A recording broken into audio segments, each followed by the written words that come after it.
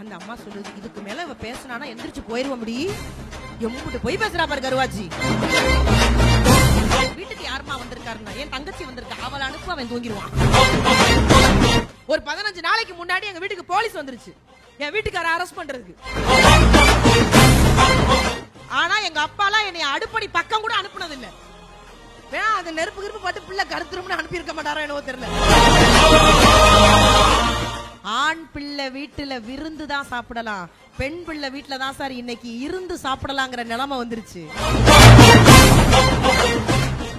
நான்லாங்க இப்ப தங்க ஒரு வீடு கட்டினேன், ஒரே ஒரு வீடு சார், கஷ்டப்பட்டு கட்டினேன் சார்.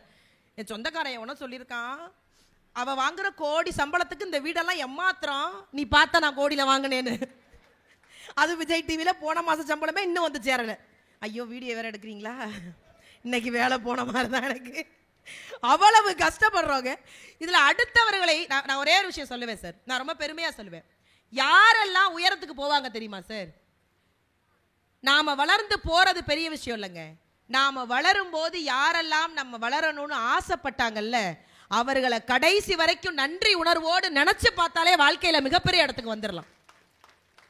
இன்னைக்கு நிறைய இடங்கள்ல பாக்குறோம் சார், பெரியவர்களுக்கு சிறியவர்கள் சொல்லிக் கொடுக்குறாங்கன்னு சொன்னேன்ல. நாங்க இந்த வெள்ளத்துல பாதிக்கப்படும் போது நிறைய இடங்களுக்கு போகும்போது அதுல எனக்கு கிடைச்ச ஒரு பொக்கிஷமான செய்தியை நான் உங்க கூட பகிர்ந்துக்கிறேங்க. பூந்தமல்லி பக்கத்துல நீங்க நியூஸ்ல பார்த்திருப்பீங்க, மழை வந்தப்போ பள்ளிவாசல்கள்ல தங்கிக்கலாம் அப்படின்னு ஒரு விஷயம் வந்தது. நிறைய பேர் பள்ளிவாசல்ல தங்கிக்கிட்டாங்க சார். இந்த தண்ணியெல்லாம் வடிஞ்சிருச்சு இல்ல, தண்ணியெல்லாம் வடிஞ்சோடனே திரும்பி எல்லாரும் போக ஆரம்பிச்சுட்டாங்க. அப்படி போறதுக்கு அப்புறம் அந்த பள்ளிவாசல்ல இருந்த சில இளைஞர்கள் அந்த தெருவை சுத்தம் பண்ண ஆரம்பிச்சிருக்காங்க. சுத்தம் பண்ணிக்கிட்டு இருக்கும் போது ஒரு குப்பை தொட்டி வாசல்ல, அதாவது குப்பை தொட்டி கிட்ட ஒரு மஞ்ச பை இருந்திருக்கு. அந்த பையில 6 பவுன் நகை 10,000 ரூபாய் பணம் இருந்திருக்கு.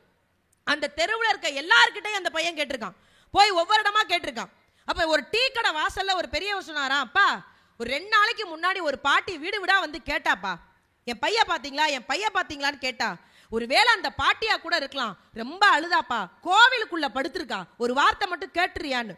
இவன் கோயிலுக்குள்ள ஓடி போய் அந்த பாட்டிக்கிட்ட அந்த மஞ்ச பைய நீட்டி, இது உன்னோடதா அப்படின்னு கேட்டான். அந்த பாட்டி விறுவிறுன்னு வாங்கி, இதுல 10,000 ரூபாய் பணமும் 6 பவுன் நகை இருக்கான்னு கேட்டுச்சு. ஆமா அப்படின்னா விரிச்சு பார்த்துட்டு, என் பேத்தி கல்யாணத்துக்காகவாப்பா வாங்கி வச்சிருக்கேன், என் பையனும் என் மருமகளும் இல்ல, அவங்க 2 பேருமே உயிரோட இல்ல, என் பேத்திக்காக நான் சேர்த்து வச்ச காசு மலையில அடிச்சுக்கிட்டு போயிருச்சு தங்கம், நீ எடுத்து கொடுத்த என் சாமி நீ நல்லா இருக்கணும்னு கோவிலுக்குள்ள ஒரு பையனை பார்த்து அந்த கிழவி கையெடுத்து கும்பிட்டால, அந்த பையன் பேர் என்ன தெரியுமா? முகமது ஷெரீப். அதுதாங்க மதம் தாண்டிய மனிதம். இங்க நிறைய விஷயம் இருக்குங்க, அதெல்லாம் நம்ம வாழ்க்கையில கத்துக்க ஆரம்பிச்சிட்டோம்னு வச்சுக்கோங்க, அதை விட சந்தோஷம் வேற எதுவுமே கிடையாது. நாம தான் நிறைய விஷயத்தை யோசிச்சு அப்படியே இதுவா அதுவான், அதெல்லாம் கிடையாது. இன்னைக்கு உலகம் எல்லாம் மாறிடுச்சு, பசங்க எல்லாம் ஒண்ணு, எல்லாருக்கும் நல்லது செய்ய ஆரம்பிச்சுட்டே இருக்காங்க.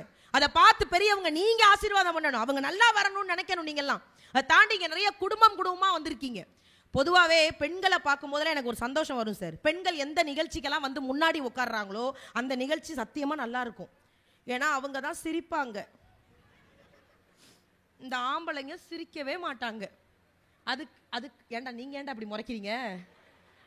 சரி அவன் பார்க்குறான், அது நாங்கள் ஆண்கள் கிடையாது, இளைஞர்கள் பொண்ணு. உண்மையிலேயே ஆண்கள் சிரிக்காததுக்கு ரீசன் இருக்கு. வீட்லையும் இது முறையில பார்த்து சிரிக்க முடியாது, வெளியில வந்து சிரிச்சாலும் வீட்டில் போய் திட்டு வாங்கணும், எதுக்குன்னு அமைதியா இருப்பாங்க. ஆனா பெண்கள் அப்படி கிடையாது, கலகலகலன்னு சிரிச்சிருவோம் நாங்க எல்லாருமே. இப்ப புரணி எல்லாம் ஒரு காலத்துல யாரு பேசுவாங்கன்னா பெண்கள் பேசுவாங்கன்னு சொல்லுவாங்க. இப்ப பெண்கள் நாங்க பேசுறதே கிடையாது சார், புரணி எல்லாம் நாங்க அதை மறந்துட்டோம். அப்படிதானமா மறந்துட்டோம், நம்ம இப்ப கை தட்டுங்க, நம்மளாம் மறந்துட்டோம். அதெல்லாம் நாம பேசுறதே கிடையாது, புரணி பூரா ஆம்பளைங்க பேச ஆரம்பிச்சிட்டாங்க. என்ன அடி அடிக்கிறா மச்சான், நேத்து அவங்க அப்பா வந்திருக்காரு 3 கிலோ கறிடா, என் மச்சான் 3 கிலோவே தின்ட்டான்டா அவன். இப்ப ஆண்கள் தான் நிறைய புரணி பேசுறாங்க. இப்ப இங்க இருக்கிற பெண்கள் மனசும் இங்க இருக்கிற ஆண்கள் இளைஞர்கள் மனசும் என்ன தெரியுமா சார் நினைக்கும்? இங்க இருக்கிற பெண்கள் மனசு, ச்சே நிசா எவ்வளவு அழகா இருக்கா. அந்த அம்மா சொல்லுது, இதுக்கு மேல இவ பேசினானா எந்திரிச்சு போயிருவ முடி. எம்பிட்டு போய் பேசுறா பாரு கருவாச்சி. நிசா எவ்வளவு அழகா இருக்கா, அவ கட்டியிருக்க புடவை எவ்வளவு அழகா இருக்கு. மிஞ்சி மிஞ்சி போனா மதான பேசுவோம், இந்த தோடு எங்க அக்கா வாங்கினேன், இந்த செயின் எங்க அக்கா வாங்கினேன். நிஷா கட்டியிருக்க புடவைய நாம கட்டியிருந்தா நல்லா இருப்போமோன்னு நினைச்சா அது பொம்பளைங்க மனசு. நிஷாவையே நம்ம கட்டியிருந்தா நல்லா இருந்திருப்போமோ. ஆனா உண்மையிலே என்ன தெரியுமா சார், எங்களை மாதிரி பெண்களுக்கெல்லாம் பாண்டியன் ஸ்டோர்ல வர்ற மூர்த்தி மாமா மாதிரி புருஷன் வேணும்னு ஆசை. வர்றது பூரா பாக்கியலட்சுமி கோபியா இருக்கு. அதுகளை வச்சு சமாளிக்க முடியல. அன்னைக்கெல்லாம் எங்க வீட்டுல சார் ஒரு வாரம் எங்க வீட்டுக்காரர் நைட்டு தூங்க மாட்டாரு.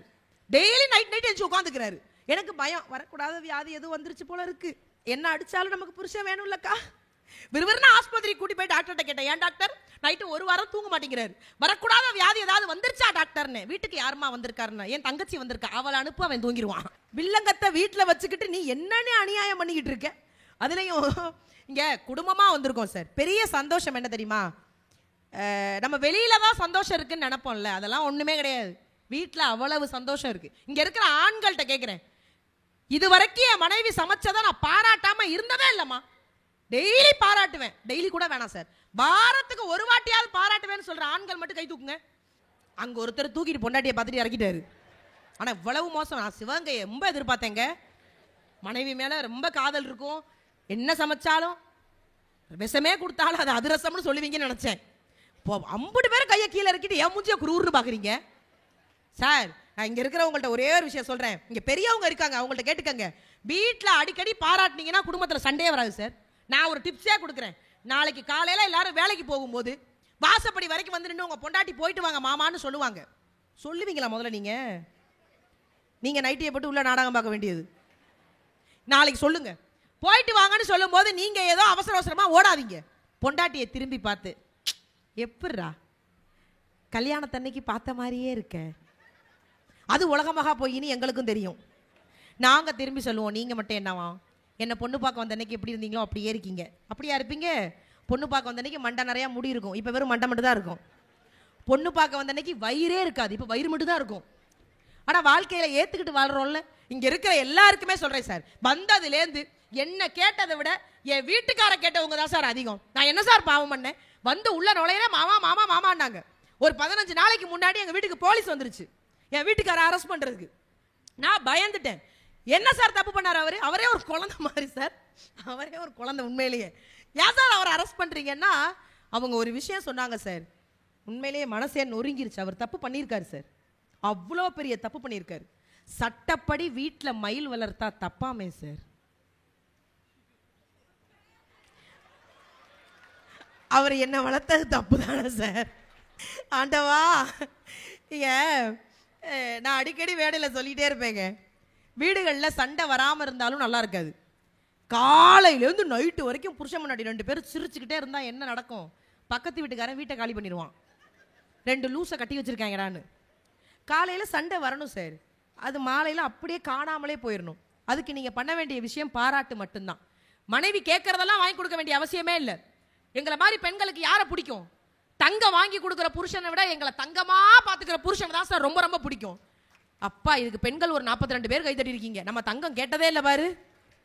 ஆனால் அந்த மாதிரி என்னைய நினைக்காதீங்க சார். திருச்சி மலைக்கோட்டை சர்ச் ஆர்ச் மாதிரி ஒன்று இருக்கும், அதுக்குள்ளே போனீங்கன்னா நிறைய கடைகள் இருக்கும். அன்னைக்கெல்லாம் நான் எங்கள் வீட்டுக்காரோட போயிட்டு இருக்கேன், உள்ளே போகும்போது ஒருத்தர் மனைவிக்கு கொடை பிடிச்சி கூட்டிகிட்டு போனார். ஆக்சுவலி அந்த வேலையை என் புருஷன் தான் பார்த்துருக்கணும், அவ்வளவு வெயில். எங்கள் வீட்டுக்காரர் சொன்னேன், அங்கே பாருங்க புருஷனா எப்படி இருக்கணும்னு அவரை பார்த்து தெரிஞ்சுக்கங்க. இவர் குடுன்னு ஓட்டார்.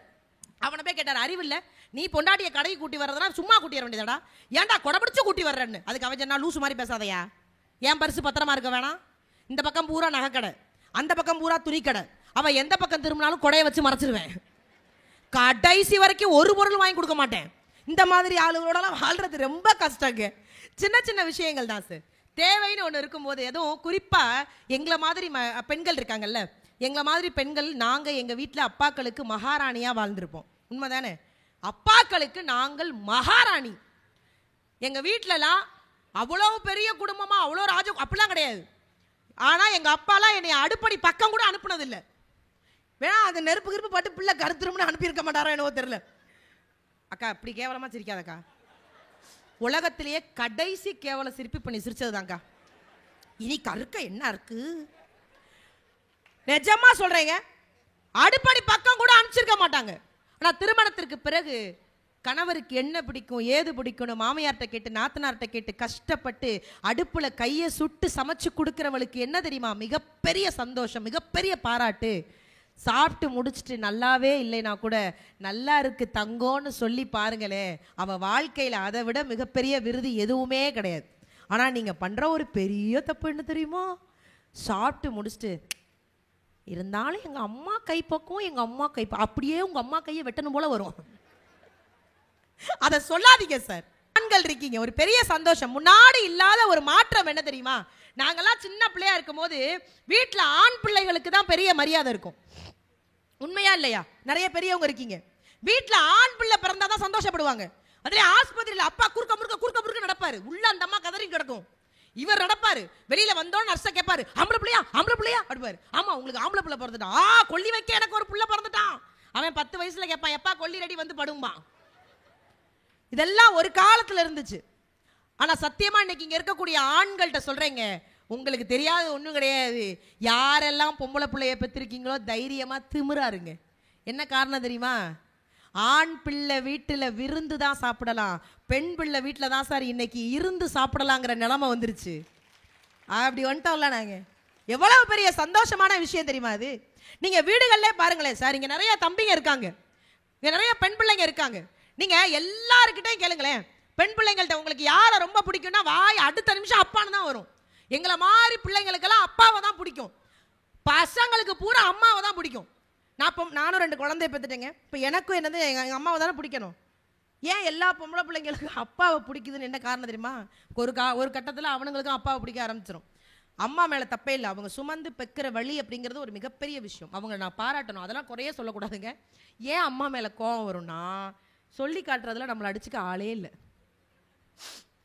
அந்த பிள்ளை ஒரு 18 வயசுல ஏதாவது தப்பு பண்ணிடட்டுமே, நீ 3 வயசு இருக்கும்போது உனக்கு ஜுரம், உன்னை தூக்கிக்கிட்டு ஆஸ்பத்திரிக்கு ஓடினேன். 3 வயசுல நானா ஓட முடியும்? நீங்க தான் தூக்கிட்டு ஓடணும். 10 வயசுல உனக்கு வாமிட், நான் தான் பிடிச்சேன். ஏமா நானாவா பிடிக்க முடியும்? இந்த 1 வயசுல இருந்து 18 வயசு வரைக்கும் பண்ணினதெல்லாம் சொல்லிடுவா அம்மா. அவளுக்கு ஒரு வேதனை ஆதங்கம் சொல்லிடுவா. ஆனால் தான் குழந்தை தனக்கு என்ன கஷ்டம் கொடுத்தாலும், தான் என்ன கஷ்டப்பட்டாலும் வாழ்க்கையில் தான் பிள்ளை கண்ணில் மட்டும் அந்த கஷ்டத்தில் காமிச்சிடவே கூடாதுன்னு இருக்கிற ஒரு மிகப்பெரிய தெய்வம் அப்பா மட்டும்தான் சார். அதுக்கு மாற்று கருத்து எதுவுமே கிடையாது, ஒன்றுமே கிடையாது. அதனால தான் எல்லா பொம்பளை பிள்ளைங்களும் அப்பா பக்கம் சேர்ந்துருவோம். நம்மெல்லாம் இந்த பசங்களுக்கு ஏன் தெரியுமா அம்மாவை ரொம்ப பிடிக்கும்? அப்பா கிட்டேருந்து ஏமாற்றி காசு வாங்கி கொடுக்கறது பூரா நம்ம தான். அதில் இந்த ஸ்கூல்லேருந்து பையன் வந்துட்டானான்னு கேட்பாரு, பையன் வந்துட்டானா? வந்திருக்கவே மாட்டான். உடனே அம்மா சொல்லுவா, இப்போதாங்க வந்துட்டு போகிறான் அப்படின்னு. இந்த வேலையெல்லாம் நம்ம தாங்க பார்ப்போம். ஆனால் வாழ்க்கையில் மிகப்பெரிய சந்தோஷம், இன்னைக்கு ஒரு மிகப்பெரிய மாற்றம் வந்ததுக்கு காரணம் என்ன தெரியுமா சார்? பெண் பிள்ளைங்க நிறைய படிக்க ஆரம்பிச்சிட்டாங்க, பெண் பிள்ளைங்க நிறைய விஷயங்கள் சாதிக்க ஆரம்பிச்சிட்டாங்க. அதில் ஒரு முக்கியமான விஷயம், ஸ்ருதிங்கிற ஒரு பொண்ணு சார், பஞ்சாப்ல ஜலந்தர் மாவட்டம், அதில் ஸ்ருதின்னு ஒரு பொண்ணு 23 வயசுல மாவட்ட முதன்மை நீதிபதி ஆயிருக்காங்க. பெண் பிள்ளைங்க நல்லா கேட்டுக்கோங்க, 23 வயசுல மாவட்ட முதன்மை நீதிபதி ஆயிருக்காங்க. அப்போ அங்க இருக்கக்கூடிய ஹைகோர்ட் ஜட்ஜ் எல்லாம் சேர்ந்து ஒரு டீ பார்ட்டி வச்சிருக்காங்க. டீ பார்ட்டிக்கு எல்லாரும் வந்து கலந்துருக்காங்க. முக்கியமா அந்த ஸ்ருதி கிட்ட குடும்பத்தோட வாங்கன்னு இருக்காங்க, குடும்பத்தோட தான் வரணும்னு சொல்லியிருக்காங்க. டீ எல்லாம் குடிச்சு முடிச்சோன்னே அந்த உயர் அதிகாரி ஜட்ஜு கேட்டாராம், என்னம்மா உன்னை டீ எல்லாம் குடிச்சு முடிச்சாச்சு, உன் வீட்டிலேருந்து யாருமே வரல, அப்பா அம்மாவை கூட்டிட்டு வர சொன்னேனே, அப்பா அம்மாவை கூட்டிட்டு வரலையான்னு கேட்டப்போ ஸ்ருதி ரொம்ப அழகா சொன்னாங்களாம், இவ்வளவு நேரம் நீங்க டீ குடிச்சிங்கல்ல, உங்க எல்லாருக்கும் டீ கொடுத்தாருல்ல, டீ கொடுத்தவர் தான் சார் என் அப்பான்னு சொன்னாலாம். அந்த கோர்ட் வாசல்ல டீ கடை வச்சவருடைய பொண்ணு தாங்க இன்னைக்கு ஸ்ருதி. 23 வயசுல மாவட்ட முதன்மை நீதிபதி ஆயிருக்காங்கன்னா, தன்னுடைய குடும்பத்தினுடைய சூழலை அறிந்து வளரக்கூடிய குழந்தைகள் என்னைக்குமே உயரத்தடைவாங்க. நான் அடிக்கடி பிள்ளைங்களுக்கு சொல்லுவேன், நாம கலர்ல கொஞ்சம் கம்மியா இருக்கோம், நம்மளால ஜெயிச்சிட முடியுமா? நாம வறுமையா இருக்கோம், நம்மளால சாதிச்சிட முடியுமா? நான் நிறைய இடங்கள்ல சொல்லுவேன். அறந்தாங்கி நிஷா மேடை ஏறி பேசுறோம்ல, நாம என்ன பெரிய ராஜ பரம்பரை? அறந்தாங்கில வந்து விசாரிச்சு பாருங்க தெரியும். நான் எல்லா மேடைகள்லையும் என் அப்பாவினுடைய தொழிலை பத்தி பேசும்போது ரொம்ப கர்வப்படுவேன், நான் ரொம்ப பெருமைப்படுவேன். இன்னைக்கு பிள்ளைங்கள் அப்பாவினுடைய தொழிலை மதிக்க கத்துக்கணும் சார். ஆபிரகாம் லிங்கன் ஒரு முறை மேடையில் பேசிக்கிட்டு இருக்கும் போது கூட்டத்தில் ஒருத்தர் எந்திரிச்சு கேட்டாரா, மிஸ்டர் லிங்கன் நீங்க ரொம்ப ஓவரா பேசுறீங்க, ஆஃப்டர் ஆல் செருப்பு தைக்கிறவரோட பையன் தானே நீங்க, உங்க அப்பா தச்சு கொடுத்த செருப்பு தாயா இன்னும் என் காலில் இருக்குன்னு கேட்டப்போ லிங்கன் ரொம்ப அழகா சொன்னாராம், எங்க அப்பா தச்சு கொடுத்த செருப்பு உங்க காலில் இருக்குன்னா அவருடைய உழைப்பு எப்பேற்பட்ட உழைப்பு, செருப்பு பிச்சு போனா தூக்கி எரிஞ்சிடாதீங்க, என்கிட்ட கொடுங்க நான் தச்சு கொடுக்குறேன்னு சொன்னார்னா. அப்பாவினுடைய உழைப்பை மதிக்க தெரிந்த குழந்தைகள் எப்பொழுதும் இந்த சமுதாயத்தை மதிக்க தெரிந்த குழந்தைகளாக வளரும் சார். நான் எல்லா மேடையிலையும் சொல்லுவேன், என் அப்பா ஒரு கறிக்கடைக்காரோட பொண்ணு, நான் இந்த வறுமையில பெரிய ஆளா வர்றது பெரிய விஷயம், ரொம்ப சந்தோஷமான விஷயம். நிறம் அப்படிங்கிறது ஒரு பெரிய விஷயமே கிடையாது. என் அப்பாலாம் கறிக்கடையில் இருக்கும்போது நான் போய் அங்கே கடையில் நின்று சில வேலைகள்லாம் பார்ப்பேன் சார். எனக்கு ஒரு பெரிய சந்தோஷம் என்ன தெரியுமா, அவரோடு நிறைய விஷயம் கற்றுக்கிட்டேன். எனக்கு தீபாவளி பண்டிகை சுத்தமாக பிடிக்காது. உடனே நீங்கள் நான் முஸ்லீம்ங்கிறதுனால தீபாவளி பண்டிகை பிடிக்கல அந்த மாதிரிலாம் கிடையாது. எம்மதமும் சம்மதம், எந்த கோயிலுக்கு விட்டாலும் ஓடிடுவேன். தீபாவளி அப்போ தான் கறிக்கடையில் நிறைய வியாபாரம் நடக்கும், நிறைய வியாபாரம் வரும். 3 மணிலேருந்து நாங்கள் கடையில் அடிப்போம். எங்கள் அப்பா வெட்டும் போது ஒரு தீபாவளியில் கூட கைவெட்டு இல்லாமல் வீட்டுக்கு வந்ததா வரலாறே கிடையாது. கையில் வெட்டிக்குவார், ரத்தம் வரும், கட்டு போடுவார். அப்போ நான் மனசில் அன்னைக்கு நினச்சேன், கடையில் நிற்கும் போது எங்கள் அப்பாவை ஒரு நாளாவது நான் வீட்டில் வச்சு சாப்பாடு போடணும், இந்த கத்திலேருந்து என் அப்பாவுக்கு ரிலீஸ் கொடுக்கணும்னு நான் ரொம்ப ஆசைப்பட்டேன். 2015 கலக்கப்போதியார் போகும்போது நான் என்னைக்கு கத்த ஆரம்பிச்சனோ எங்கள் அப்பாவை கத்திலேருந்து ரிலீஸ் பண்ணி இன்னைக்கு வீட்டில் ராஜா மாதிரி வச்சுருக்கேன். என்னால் முடியும் சார், உங்களால் முடியாதா என்ன? பெரிய பெரிய பெரிய ஆட்கள்லாம் என்ன தெரியுமா நினச்சிட்டு இருக்காங்க, நல்ல கலராக இருந்தால் சாதிச்சிடலாண்டா, நல்லா அழகாக இருந்தால் சாதிச்சிடலாண்டா, நல்ல பெரிய ஆளாக இருந்தால் சாதிச்சிடலாண்டா. அதெல்லாம் ஒன்றுமே கிடையாதுங்க. சாதனைக்கும் அழகுக்கும் ஒரு பெரிய விஷயமே கிடையாது. நீங்கள் ஒரே ஒரு விஷயம் அன்பு தம்பிகளுக்கும் தங்கைகளுக்கும் சொல்கிறேன், நீங்கள் சாதிச்சவங்க லிஸ்ட்டை எடுத்து படிங்க. அழகாக இருக்கவங்க சாதிச்சதை விட அவமானப்பட்டவங்க சாதிச்சது தான் சார் இந்த உலகத்தில் அதிகம். நம்மளை கீழே போட்டு தள்ளியிருப்பாங்கல்ல, நம்மளை மிதிச்சிருப்பான்ல, அவன் தான் சார் உண்மையிலே இந்த உலகத்தில் அதிகமாக சாதிச்சிருப்பான். நம்ம பள்ளிக்கூடத்தில் படிக்கும்போது அடிக்கடி வாத்தியார் ஒரு வார்த்தை சொல்லுவார். அதை எங்கள் வீட்டுக்காரர் ஒரு தடவை சிரிச்சுக்கிட்டே சொன்னார். அப்போவே எங்கள் வாத்தியார் சொன்னாருடி, என்ன சொன்னார், நீ எல்லாம் கழுத மேய்க்க தான் லாய்க்குன்னாரு, இந்தா மேய்ச்சிக்கிட்டு இருக்கேன்ல அப்படின்னாரு. இது நானுமே எங்கள் பள்ளியிலையும் சொல்லுவாங்க. அதே மாதிரி ஒருத்தருக்கு ஸ்கூலில் சொல்லியிருக்காங்க, நீ மாடு மேய்க்க தாண்டா லாய்க்கு, நீ எல்லாம் மாடு தான் மேய்ப்ப, நீ எல்லாம் படித்து உருப்பிட மாட்டேன். அந்த மனுஷன் பெரிய ஆளாகி ஒரு மிகப்பெரிய நிறுவனத்தில் உட்காரும் போது இந்த விஷயத்தை பதிவு பண்ணுறாரு. என் வாத்தியார் நான் மாடு மேய்க்க தான் லாய்க்குன்னு சொன்னார். ஆமாம், நான் இன்னைக்கு மாடு தான் மேய்க்கிறேன், ஒரு மாடு இல்லை 4 லட்சம் மாடு மேய்க்கிறேன்னு சொன்னாருன்னா ஆரோக்கியா பால் நிறுவனத்தினுடைய உரிமையாளர் சந்திரமோகன் அவர்கள். அவமானத்தை சம்பாதிச்சாதான் சார் வெகுமானத்தை சம்பாதிக்க முடியும். வாழ்க்கையில் இதை விட வேற என்னங்க பெரிய சந்தோஷம் வேணும்? எங்க அடி விழுந்தாலும் நம்ம தோத்துட்டோமேன்னு மட்டும் சத்தியமா நினைச்சிடாதீங்க. அதிலிருந்து என்ன கத்துக்கிட்டோம், அதிலிருந்து எப்படியெல்லாம் நம்ம மேலே போகலாம், அதற்கு ஒரே ஒரு விஷயம் நான் வீட்டில் அடிக்கடி எங்கள் வீட்டில் சொல்கிற ஒரே ஒரு விஷயம் தான் சார். நீங்கள் வானம் வசப்படணும், நீங்கள் ஜெயிக்கணும், நீங்கள் சந்தோஷமாக இருக்கணும், எதை பற்றியும் கவலைப்படக்கூடாதுன்னா உங்கள்கிட்ட உழைப்பு மட்டும் இருந்தால் பத்தாது சார், உண்மையும் இருக்கணும். ஈரோடு புத்தக திருவிழாவிற்கு அப்துல் கலாம் ஐயா போகிறாங்க. ஃபுல்லாக சுற்றி பார்த்துட்டு அங்கே ஒரு சௌபாகியா கிரைண்டர் ஒன்று வாங்குறாரு. 3999 ரூபா. அந்த இடத்துல செக்கு போட்டு கொடுத்துட்டு ஐயா வந்து டெல்லிக்கு அனுப்பிச்சிருங்க அப்படின்னு கிளம்பிட்டார். இவர் டெல்லிக்கு போயிட்டாரு, பொருளும் வந்துருச்சு. அந்த செக்கு கொடுத்தாருல, அது பணம் எடுத்தா காட்டும்ல, இப்போ நான் செக்கு கொடுக்குறேன்னா என்கிட்ட என் அக்கௌண்ட்லேருந்து பணம் போனால் காட்டும்ல. ஐயாவுக்கு காட்டவே இல்லை. ஃபோன் அடித்து கேட்டிருக்காங்க அந்த உதவியாளர், ஐயா அது மாதிரி செக்கு கொடுத்தோம் 3999 ரூபா, நீங்கள் என்ன எடுக்கவே இல்லையே.